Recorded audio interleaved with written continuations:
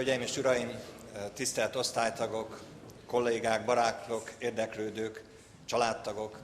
Szeretettel köszöntöm és tisztelettel köszöntöm Önöket a Magyar Tudományos Akadémia Műszaki Tudományok Osztályának nyilvános osztályülésén. Ahogy ez a meghívóból is kiderült, mai osztályülésünknek egyetlen napirendi pontja van.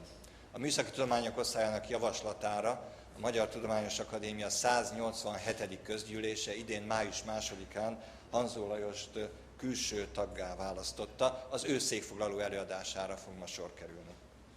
Tudományos előadáson fogunk tehát részt venni, de ez egyúttal egy ünnepi alkalom is. Ünnepe a tudománynak, azon belül is természetesen a műszaki tudományoknak. Az akadémia életében egy új tag méltó beiktatása. Ünnep a kollégáknak, a barátoknak, családtagoknak is, akik valamilyen formában, valamilyen időszakában részesei voltak ennek a tudományos karriernek, aminek egy jelentős állomásához érkeztünk ma el. És ünnep ez magának az előadónak is, aki székfoglaló előadásával nem csak hivatalossá teszi akadémiai tagságát, de egy különös és egyedi lehetőséget kap arra, hogy beavassa önöket abba a tudományterületbe, melyben kimagasló eredményeit elérte. Hanzó Lajos 1976-ban védte meg diplomáját, majd 1983-ban doktori disszertációját az akkori Budapesti Műszaki Egyetem villamosmérnöki karán. 2010-ben az egyetem munkásságát Dr. Honoris Causa cím adományozásával ismerte el. 1986-ban Angliába, a Southamptoni Egyetemre került, ott szerezte meg Doctor of Sciences tudományos kutató fokozatát 2004-ben. 36 éves telekommunikációs pályafutása alatt számos oktatói és tudományos kutatói pozíciót töltött be Magyarországon, Németországban és Angliában. 1986-tól a Southamptoni Egyetem School of Electronics and Computer Science professzora, a telekommunikációval foglalkozó kutatócsoport vezetője. Emellett vezető professzora a pekingi Tsinghua Egyetemnek is. Szerzője és társszerzője 20 a John Wiley kiadó által gondozott és az IEEE által támogatott könyvnek, és több mint 1200 mobil rádiókommunikációs témakörben megjelent cikknek. Számos IEEE konferencia szervezője, előadója. Hanzó Lajos a telekommunikáció és a mobil távközlés világszerte elismert szakembere. Distinguished Lecturer és Governor az IEEE Communications és Vehicular Society szervezetekben, Fellow az IEEE és az IEEE-ben, valamint a Royal Academy of Engineeringben is. Főszerkesztője az IEEE Pressnek. Számos szakmai elismerésben részesült, legutóbb az IEEE vezeték nélküli technikai bizottságának díját, az IET Sir Monty Finston díját és a Budapesti Műszaki Egyetem tiszteletbeli doktori címét kapta meg. Emellett elnyerte számos konferencián a legszínösebb publikáció díját Hongkongban, Dresdában, Fokvárosban, és még lehetne sorolni. Jelenleg olyan tudományos kutatócsoportot vezet, mely a vezeték nélküli multimédiás kommunikáció további fejlesztésével foglalkozik, különös tekintettel a 3-dimenziós audio-video eszközökkel támogatott nagy pontosságú teleprezenc rendszerekre. Kutatásait az ipar, a Mérnöki és Fizikai Tudományok Kutatási Tanácsa, az angol IPSRC, az Európai IST program és a Mobil Virtuális Kiválósági Központ VCE szintén Angliából támogatja. Hanzó Lajos elkötelezett támogatója ipari és akadémiai kapcsolatoknak, számos ipari tanfolyam szervezője. Kapcsolata a hazai egyetemekkel és tudományos szervezetekkel igen szoros. Több nagy presztízsű nemzetközi konferenciát szervezett meg hazánkban is. Ajánlói Györfi László, Pap László és Stipanovics János tagok voltak. Most pedig felkérem Hanzó Lajost, tartsa meg akadémiai székfoglaló előadását, Wireless Meets Realities and Futures from Classic Radio Frequency to Visible Light and Quantum Solutions címmel. A szó a tiéd, ahogy mondani szoktuk, ez a te napod. Parancsolj! Köszönöm szépen! Csodálatos érzés veletek lenni, kedves családom, kedves barátaim, kedves kollégák! Ezentúl átváltok angolra, mert bizonyára tudjátok, hogy nagyon sokan a közösségben Angliából és a világ más részéből jöttek. Hence I have to switch to English, and from this point onwards, I'm glad it was all in Hungarian, because otherwise I would have been blushing owing to all these nice things that were said about me. So if the subject is of interest to you, please visit our website where you will find a lot of related publications. I will not talk about Fourier transforms too much today or anything in terms of deep mathematics, but I would like to take you on a little journey. Life is a journey and research is a journey. And so I'd like to share a little bit of the experience over the past years with you, but allow me to commence with heartfelt thanks, first of all, to my beloved wife, Rita, who's been a lifelong companion to me. Many of you know that we actually graduated together. Many of my friends from university are here as well, and of course many of my role models who actually tirelessly educated us back in all those years. And just to share really with those friends who came from abroad, there must be people here from at least a dozen different nations. And I felt very privileged to have studied in Hungary because we had this very deep 5-year education where the first 2 years were really dedicated to mathematics, physics, the fundamentals, so that we could go on to do really detailed, sophisticated research. And of course, research is really a collaborative effort. So a lot of the credit goes to my dream team back at Southampton. Many of them, actually 26 of them, I think, are here in the conference, and the founders, as I mentioned before. So I will not spend much time on this big block of text, but perhaps you can look at the lilac-colored points. My wife's favorite color is lilac, so this is in lilac color. And these are the two fundamental pillars I would like to talk around today. What's in between and the ramp up and ramp down is perhaps a little bit of fringe issues. So over the years, we started out learning about electronic valves, and look at where we got to. We got near to the end of Moore's law. I'll come back to that in more detail, but really just to kick off on my roots, my father was a corresponding member of the Academy, and also held the Kossuth Prize. Many of you know that this is a very prestigious Hungarian prize, but unfortunately he passed away at the young age of 49. And of course, my mother, who was extremely inspirational, a very talented maths and physics teacher, who instilled really the love of physics, the love of mathematics in me, and also taught me German. And she was very resourceful. She even invited the little girl next door to convince me that I should be learning German with her. And from that moment onwards, I was more motivated to learn German. So then, of course, the Technical University, 1976, and that's where I met my lovely wife, Rita. Many of you know her. And she's been really inspirational throughout all my life, as well as a very successful telecoms engineer. She was running the university's telephony services until January this year. So again, still on my roots, many of you, in fact, all the Hungarians know this building, a lovely historic building, the central building of the Technical University. And if you are at the conference, I will point it out to you tomorrow evening from the banquet. But I ended up moving on, of course, and you know you are in this lot here, Tivadar, Gabor, and all the other dear friends from all those years back at university. And many of the professors from those years are also in this list, but I don't really have the time to elaborate on the various relationships across the different sections of the university. So I just move on really to talk a little bit about my experience since I started doing wireless communications, wireless research. And this is our relatively new funky building. Many of you may have heard that in 2005 we had a devastating fire at the university, and so we lost many of the facilities. And at that stage, it was my sole responsibility really to refocus research to a degree, because nobody was willing to give us the next £250,000 or euros for a spectrum analyzer, for example. So we moved in more theoretical directions. So really on a more technical note from now on, just talk about where the field is heading and really predicting the ubiquity of video. So first of all, if I can just briefly minimize this and kick off with a little inspirational video here, and then I'll come back to the slides.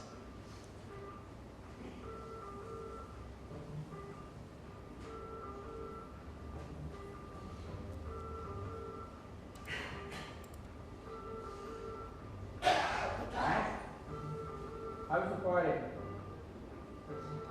Great. So there's more pleasure than business then? Hold on, call from the design company, I'll get back to you. Hi, Kate. Hi, Tom. How's drink? Good, thanks. Well, I've seen the design. Now, I've got them here. What's happening here?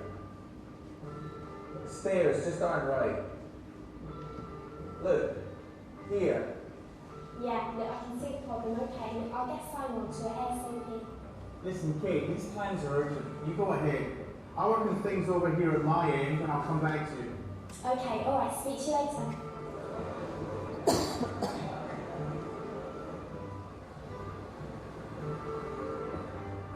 Can you take me to Ludwig Grove, please? Thanks, mate. Can you get me there in 20 minutes?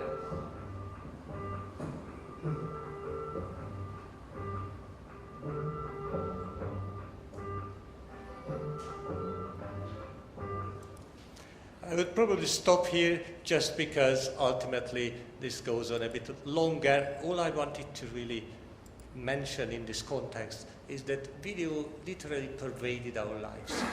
Unfortunately, one of my nephews is not here, but he presented me with a video the other day from a drone which he took just for fun, and this is the way people use video these days. Unfortunately, however, this comes at a price. As I mentioned before, we're really facing a spectrum crunch, and a little more about this in the context of optimization. First of all, it's much more important to decide what parameters of the system we are optimizing, and then, of course, of secondary importance as to how we optimize it. So to continue, as you see here, the video trends are exponentially increasing, and the next couple of years result into a further spectrum crunch. The past couple of days I've been using a mobile dongle with not much success, unfortunately, and not only because of the security reasons, but because video is extremely bandwidth hungry. Most people don't actually realize this, but we wrench around these big files. So the concept of multi-layer video coding was invented, where the philosophy is that we basically take a video picture sequence and we encode it into a number of different bitrate streams so that there is a so-called base layer, and there are a certain number of enhancement layers, and depending on the screen size, for example, that we are using, we can use a higher or lower resolution, but also depending on the channel quality, we can code more robustly for transmission over hostile channels, and vice versa. In case of indoor scenarios where we've got line of sight propagation, etc., we can actually afford a much higher throughput, a more vulnerable modulation scheme, etc. Now, I guess, I don't know whether the colleagues from Holographica are here, but actually I bought a very expensive Holographica display for research back for our team, because simply the future is goggle-free video viewing, where potentially we could have a large array of cameras positioned at different angles. These could be, of course, also based on individual handsets, where people create essentially a camera phone network in order to fuse the pictures and thereby create the impression of telepresence, if you like.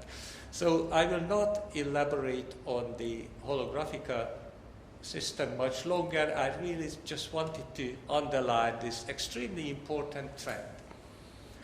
So the myth is that telepresence is here, zero error is feasible, but in practice this comes at a tremendous complexity and also power dissipation price. So if we look at the generations of mobile phones, first generation was really more text, and then we moved on to the GSM system. Professor Vary is here, one of the fathers of GSM, and he designed the GSM speech codec, for example. Of course, we have moved on since then. You see how pervasive mobile communications is. Just tell them you're busy. Moving on, so basically then in the third generation, World Wide Web browsing is the predominant service. And people really enjoy browsing. With its joy and wonder, you see even in public places where friends get together, they just browse. But again, as I mentioned, both the power consumption as well as the energy price has been increasing exponentially. So these two trends on top of each other ultimately lead to an environmentally and economically unsustainable situation. And so one of the countermeasures over the years was that from the GSM command and control system, we moved on to more cooperative regimes. And of course, mobile phones proliferated, and now in developed countries, the penetration is higher than 1 per person. Some people have business phones and private phones, etc. So let's try and look at really, how we can move on from this harsh reality and how we can improve the situation. So over the years, we spent literally 60 years getting closer and closer to Shannonian limits. However, at the cost of higher and higher delays and higher complexities. And so, as I argued, this is unsustainable. So the community moved on and wanted to design green radio systems, right? Green is, of course, obviously a parlance for power-efficient systems. And so we move on from the near capacity systems to clean green radios, and unfortunately, this is also a myth because we can only have a low power consumption if we have a low complexity. And so how do we do sophisticated signal processing at the cost of low complexity? So this trend here indicates, and I will not delve into much detail here, but you can see on the left-hand side the power efficiency, on the right-hand side the bandwidth efficiency, and they are trends which are contradictory to each other. So back to Hungarian for a moment, just really to engage those of you who are really experts in other areas rather than telecommunications. We all in some ways try to optimize our lives as well. As I said, switching back to Hungarian for a moment, az ember eldöntheti, hogy tulajdonképpen a családnak szenteli az életét kizárólag. És egy nagyon értékes, nagyon érdekes élet fejlődik belőle. Mások a megbecsülést keresik, megint mások hírnévre vágynak, vagy gazdagságra, egészségre, kettelésekre, bölcsesség, és így tovább. Mindez, hogyha egyetlen egyet vizsgálunk, egészségtelen tulajdonképpen. Azt szeretném ezzel talán alátámasztani, hogy minden extrém optimálás az valami fajta suboptimum megoldáshoz vezet. So back to English for a moment again. This illustration indicates a specific optimization criterion. Again, just a single optimization criterion as regards to how we can improve the performance of wireless systems. Now, very often we end up with optimization problems where there is just one global optimum and there is a huge number of local optima. So gradient-based algorithms don't work very well because they get stuck in these local optima and they are extremely far away from the global optimum. And so this is just, again, one specific example. Of course, this is a difficult optimization objective function. And again, it would be still lopsided to treat this as a single function. So over the years, our community moved on to really try and optimize much more balanced, much more valuable objective functions. And so in this context, we often refer to quality of service. It's not quite clear, really. There's a dozen different definitions of quality of service in terms of throughput, in terms of delay, in terms of bit error ratio. But there are others which actually wrap up a number of valuable parameters. And this is, for example, the lifetime of an ad hoc network, which depends on how much battery consumption each node can afford, but also has to be counterbalanced again against the delay and other parameters. So single objective optimization is really flawed, and the future is in multi-component optimization. But the search space is growing, becoming more and more challenging, and so we need very sophisticated tools in order to crack these tough optimization problems. And so I just listed here a couple of those. Again, many of you are familiar with literally all of them. Bio-inspired optimization, artificial intelligence, is a very hot research area, so much so that Huawei just created a whole institute around AI, artificial intelligence. And they try and kind of predict the future, they try and learn our communications habits, they try and optimize the systems for whatever is necessary. Obviously, if you are driving home in your car, you plugged in, power is not the prevalent optimization criteria. A word or two about how we developed the generations of mobile phones.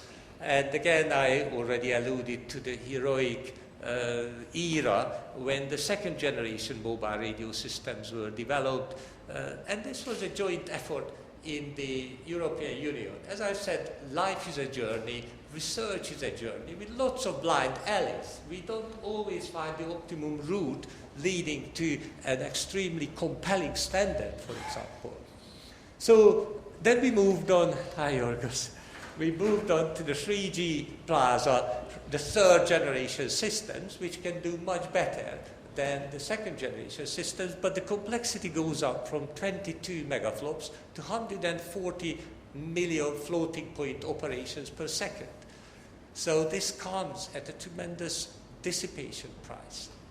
So fourth generation became multi-carrier for the first time. In fact, OFDM was surrounded by a whole plethora of powerful enabling techniques. And really, even in the third generation standardization, OFDM was considered, but it wasn't sufficiently mature in order to become the standard. But even for the fifth generation now, it's anticipated that it will be multi-carrier techniques that finally pave the way to telepresence parkway, if you like, to flawless telepresence, if you like. And then this little avenue here is which I would like to allude to later on a little bit, because I would like to really make the brave projection also the next couple of decades ahead. As I said, it took us about 50, 60 years to get to where we are in terms of Shannonian optimization of the bandwidth, and we are reaching the limits of Moore's law. So what will be 5G like? What will be the benefits of 5G? Again, no doubt video will be one of the killer applications. But this is the one and only equation I dare to put up here, and you hopefully will forgive me for just mentioning two of Shannon's lessons in this context, and how those led to interesting enabling techniques, compelling solutions in wireless. So what is clear is you've got here the signal to interference plus noise ratio, which is behind the logarithmic function. So the logarithmic function is saturating, and therefore you have to really pump in exponentially increasing power in order to get a linear increase of the throughput. So it's not a very wise way to increase the throughput. Much better to have, for example, multiple antennas, and this is the MIMO era which we live in, or in fact to increase the bandwidth. The nice thing about increasing the bandwidth is that actually the interference, which is the most hostile enemy, becomes more like the noise. Wideband interference is pretty much noise-like, and that's the best possible performance that we can achieve. So just a word or two briefly about how we can, again, following Shannon's lesson number 4, I don't have time to allude to all his lessons, but large-scale MIMOs are very much in vogue. And so we're not far away from the era where the antennas will become less visible, perhaps, and you can even wallpaper them on the ceiling or on the walls of public buildings. Lots of different constructions are feasible, and if you're not familiar what I'm really talking about in terms of multiple input, multiple output systems, perhaps I could just very briefly demonstrate their power, their raw power in terms of how they help. So suppose my nephew would like to download a little MP3 file from the internet, but unfortunately the channel is extremely hostile. Well, actually not too hostile, but hostile. So this is the quality you would experience.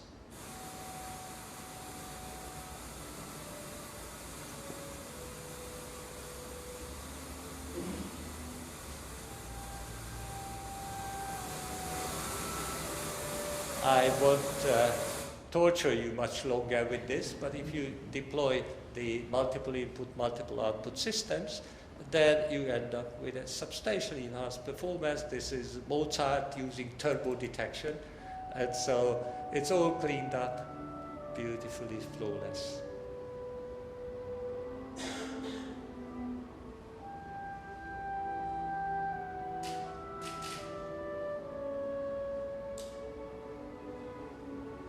I guess you need your privacy for this, so I will continue on a technical note. Let me minimize this for a moment and go back to my slides.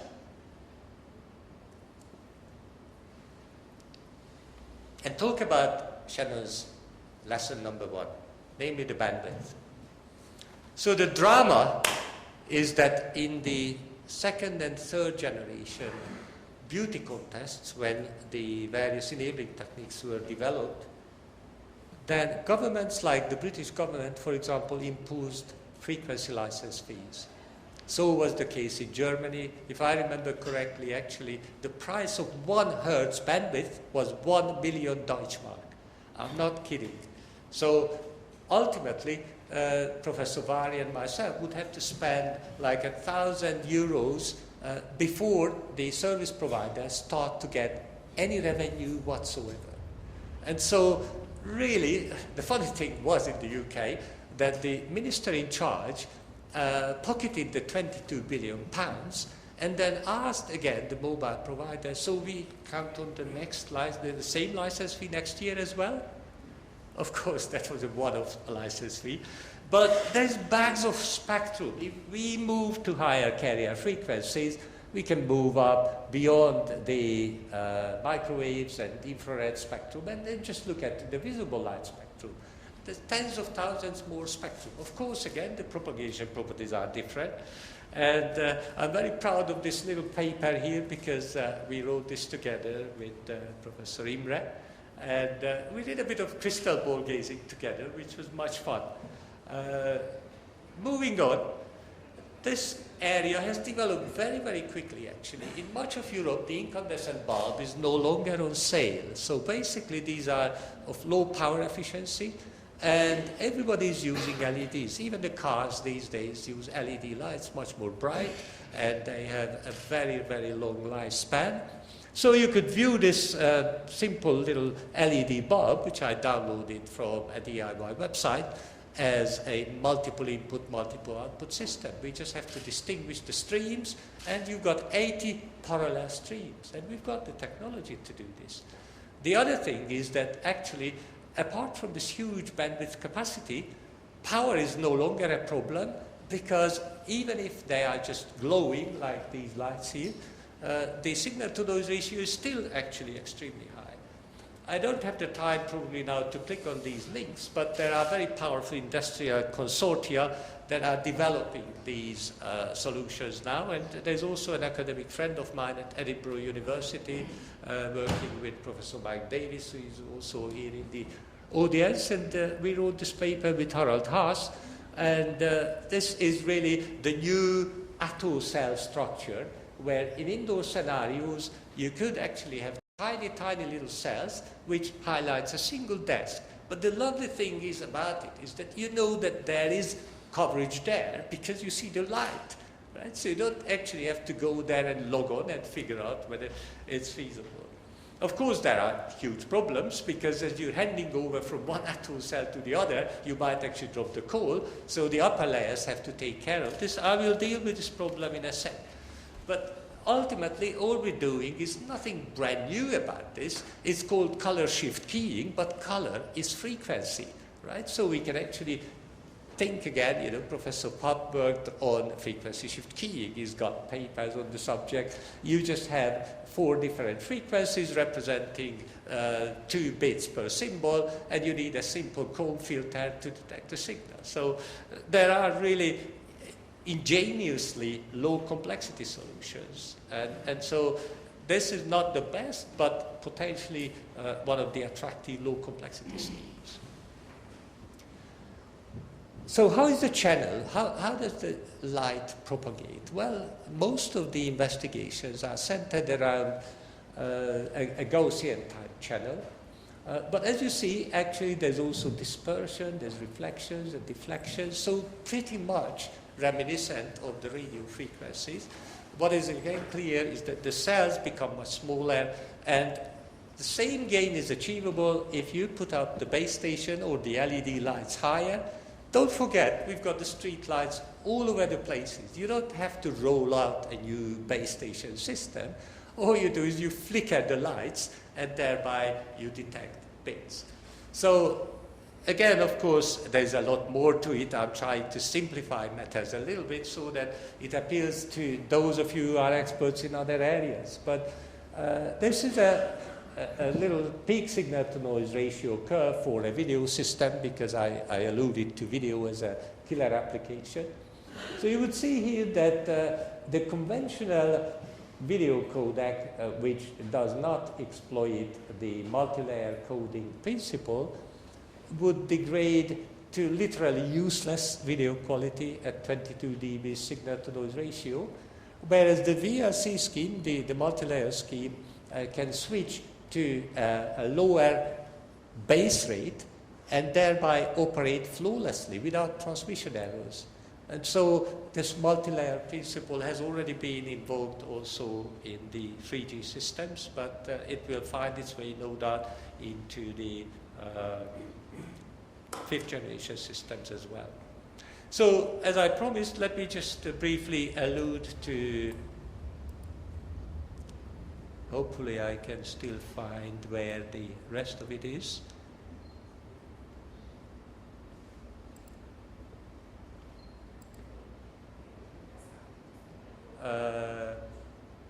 Okay, I probably won't play this video because I can't see it on the screen. I probably closed it down. So let me talk a little bit about Moore's law and how that merges into the quantum world.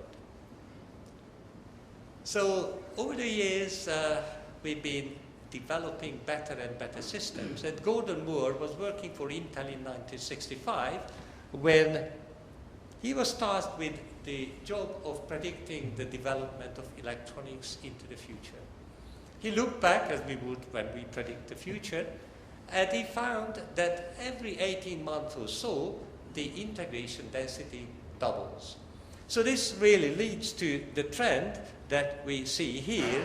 The mobile phones became from this bulky, what we used to call a brick, to the sophisticated iPhone. And again, I just mentioned that even between the 2nd generation GSM system and the 3rd generation systems, there's a factor 6 or so complexity difference in terms of floating point operations. And so something extremely significant is expected in 2017 because we enter atomic scales. And there the traveler really finds himself or herself facing totally different phenomena. So this is why we really have to deal with nanoscale processing. The basic idea comes from Richard Feynman, who geniusly kind of realized that, well, there's no need for us really to map a logical 1 or 0 to a voltage of 0 or 5 volts, and they use a threshold logic. We can actually map the bits to the spin of an electron. And this allows us to explore hitherto unexplored techniques and ideas. But at the same time, what happens is a so-called qubit or quantum bit can be in a superposition of both a logical 1 and a logical 0.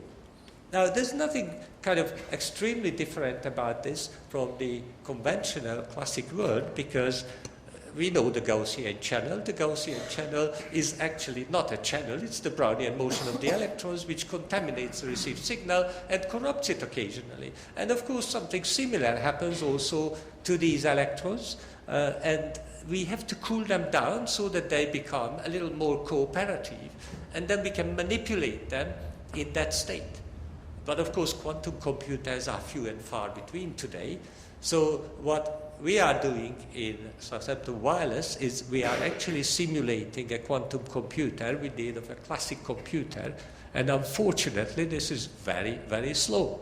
So there are some postdocs working with me on this subject, and they sometimes put up 1,000 jobs in parallel.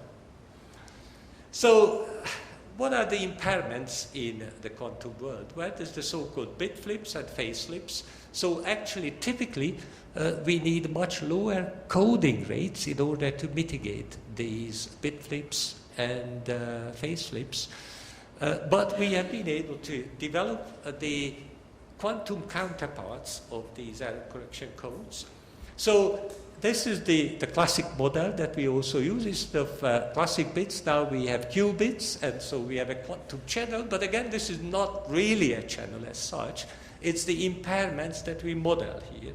And these are just some of the related treatises in which we gradually paved the way to approach what is called the hashing bound. We're not talking about the capacity as such, we're talking about the hashing band of these systems, and basically we can operate within 0.3 decibels, so it's a minuscule margin of error with respect to the capacity.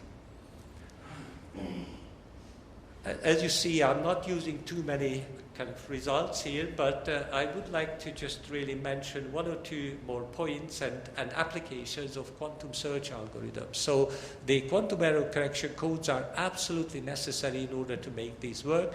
And D-Wave in Canada now has a 1024 qubit computer. But we can also tackle these tough problems in wireless communications, where, for example, all these users transmit to the base station simultaneously.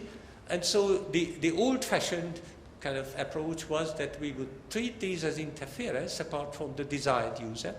But in practice, of course, the base station wants to detect everybody's signal. But what's worse is that you also have interference from the adjacent channels, and so there's even more contamination, if you like. And in recent years, the revolutionary idea of cooperative multi-cell processing was introduced, where we actually link up the base stations with the aid of a fast optical backbone, and the base stations talk to each other, so actually nothing is treated as interference, everything is gleaned as useful signal. So that's really beautiful, but of course there's still huge challenges here. Amongst others, just really to highlight one of them, is a user cannot be really perfectly synchronized with more than one base station. So you have to strike a compromise there, and again, bio-inspired algorithms, artificial intelligence comes to rescue in this context. So a little more on the quantum wireless saga, just to illustrate the power of quantum computing and how we can harness these algorithms. So if you have a conventional lock and you've got, seriously talking about millions of keys here, then you have to try one by one the keys in order to find the right key, which is, in our case, the multi-user, multi-cell bit pattern that we're trying to detect. In parallel computing, like the one, for example, in my university, there is a very powerful multi-node computer, but we have to really distribute the jobs to these computers. And the quantum parallelism capability of quantum computing allows us to observe these instantaneously and jointly. So this is very powerful. And what I'd like to do next is just to show you the power of an algorithm which is called the de Hoye algorithm, developed from Grover's algorithm, And really the beauty of this, it can find the optimum solution in a search space of n components. Imagine, detecting the signal of a million different users at an airport or a rally, etc. In this example, we just have 3 users, as you see, user 1, user 2, user 3, and assumed 8 PSK modulation. So we've got 8 points for each user. 8 times 8 times 8 is 512. And so instead of using a brute forceful search, what we do is we use the Dürr-Hoye algorithm to find, within this small fraction of the search space, the optimum solution. And so we developed these algorithms and developed soft decision versions, etc. The final application example I'd like to highlight is how we can use these quantum search algorithms in what I would refer to perhaps as wireless as a utility. The basic wireless services are there today, but they can be used to enhance the wealth creation, enhance the usefulness of a vast plethora of other systems. And in this context, I will allude to the vehicular ad hoc networks and aeronautical ad hoc networks, and how they can be used to control autonomous vehicles, for example. The reason I use this specific example is because quantum computers will remain very expensive for a long time, but in these prime applications for aircraft control, for example, remember last year we lost several aircraft without any trace. So communications is absolutely vital. I will not delve much into the autonomous car scenario, even though it's the one that we all can allude to or relate to more closely, because we spend long hours in traffic jams and cities driving around. But this simple little example here indicates that depending on the traffic density, this was, by the way, in Beijing City, you've got here the 6 o'clock in the morning, the 10 o'clock, the 1400 and 1800 picture. And the best reception qualities, of course, in these ad hoc networks is achieved when the density is relatively high. But we also have to bear in mind that the asymptotic capacity of these networks tends to 0. The way you have to think about this is that if in a party, for example, we are playing Chinese Whisper, then you relay messages all the time across the terrain, but you never get to say what you wanted to say. So for large ad hoc networks, the capacity tends to 0. Right. So really, another example, no doubt these drones will proliferate as time goes by, and DHL as well as Amazon are trialing these drones. We have heard about accidents near Heathrow Airport, again owing to lack of communications. My nephew just lost his plane, got stuck on a tree because it roamed out of range. And so cooperative ad hoc networks are extremely important because they can assist each other, even if they lose line of sight, for example, or even if they run out of power, because laser charging can be used with the laser beam forming in order to recharge their batteries. That's just the Amazon example. And I'm really coming to the last and most important user example, as I mentioned. Let me try and see whether I can log on to this website. If I can, then we can actually watch the planes landing in real time at London's Heathrow Airport. And this is a typical example of ad hoc networks. As you would see, the planes are moving around. Some are preparing for landing, others are taking off, and some are circling. So in these particular scenarios, it's extremely important to have tight control. And this is another application, as I mentioned, where quantum routing can be invoked. So I'll go back to my slides again and just show you some examples on that before I conclude. This is the European airspace, and again, similar phenomena is seen. The transatlantic route is totally different because the planes are actually flying in formation. That's the northern route going from London Heathrow, and that's the southern route coming back with the jet stream. And so these planes are all totally out of range because they are behind the horizon. They cannot communicate. So you really have to use these kind of sophisticated networking solutions. Flying information is very important because it saves a lot of power as well, a lot of fuel, aviation fuel. And so I'm coming to this last point that I wanted to emphasize when I kicked off in the first instance. We had the 50 years of single component optimization, and then moved on to multi-component optimization. So if you're walking away just one message from here because you work in other areas, maybe you can actually exploit these ideas also in other fields to strike a compelling balance of different conflicting design parameters. And so just to tell you about what I'm going to demonstrate here perhaps is on the left-hand side we have an aeronautical ad hoc network, and we have the option of sending the message from the source to the destination directly. But if the destination is beyond the horizon, we cannot really send it directly unless we use in a very sophisticated and very low bitrate package. Instead, what we could do is we could hop the message along, but this costs delay, right? Every hop you have to detect and then encode again and then detect. So this is indicating the trade-offs here. In the top right-hand corner, what we have is we actually optimize the so-called Pareto front. In very simple terms, Pareto optimum is the set of solutions where there's no way you can improve any of the parameters without degrading some of the others. Perhaps you go back to the early example which I used where I mentioned, some people optimize their lives for wealth, others for leisure, others for family. And really it's nice to strike a compelling balance. But there's no way you can get richer without working harder, for example, or without actually spending more time working. That's an example of how Pareto optimum works.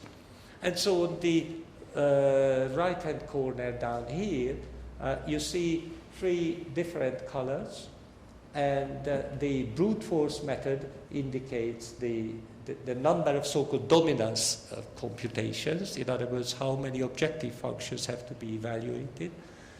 The red one is an algorithm which we developed, and so is the green one, and so obviously the complexity is an order of magnitude lower. We don't have to opt for the brute force method.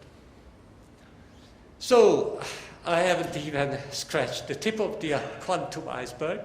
There's so much to do, but I guess you remember that little avenue which is disappearing in the haze on the right-hand side, and my thinking is that perhaps the next 50 years, many of the active researchers will spend time developing these quantum systems, and we together as a community will start developing comms version 2.0.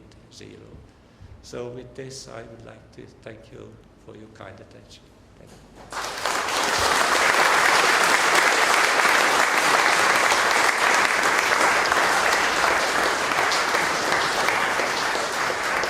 Thank you very much, and let me add a few words in English now. I prepared a couple of pathetic quotations from Bell and Cooper and others, but let me tell you a personal story. After this lecture, I cannot resist not to tell it.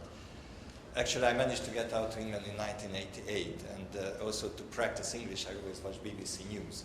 And at the end of the news, there were always some colorful something about science and something interesting. They either the new medication or the perfectly black tulip or something.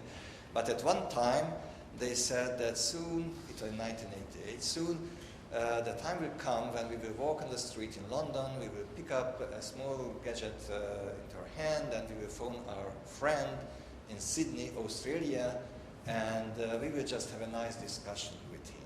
And at that time, coming from the 1980s of Hungary, I started laughing so much that actually I fell out of the chair, and my wife came into the room and asked what had happened. And I told her that nowadays these they try to sell these stupid things as an interesting news or something.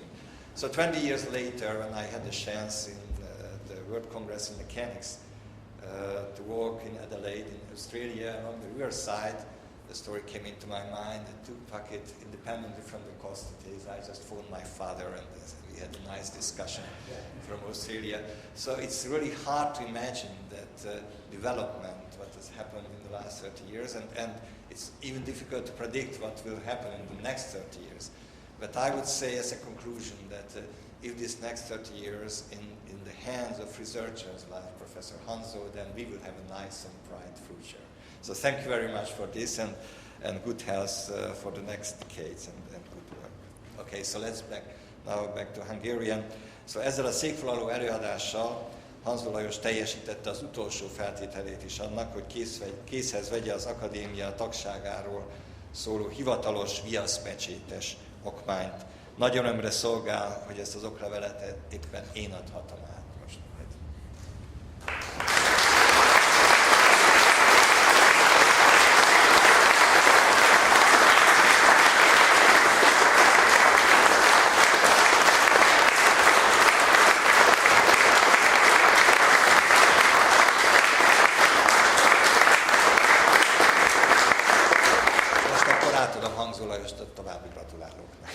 Thank you so much. I much treasure this, of course, and there's nothing nicer when a researcher gets a recognition from his like-minded colleagues.